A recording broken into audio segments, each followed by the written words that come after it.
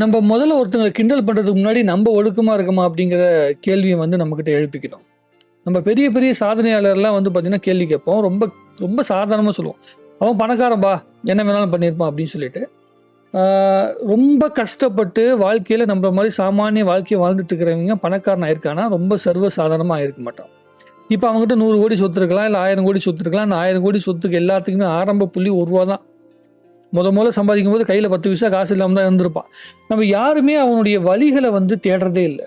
அவன் பணக்காரன் ஆன பிறகு நம்மளுடைய வயிற்றுல எரியுதுல்ல, அவனை பார்த்து நம்மளோட வயிறு எரியுது பார்த்தீங்களா, அதை வச்சு தான் பேசிகிட்டு இருக்கோம்.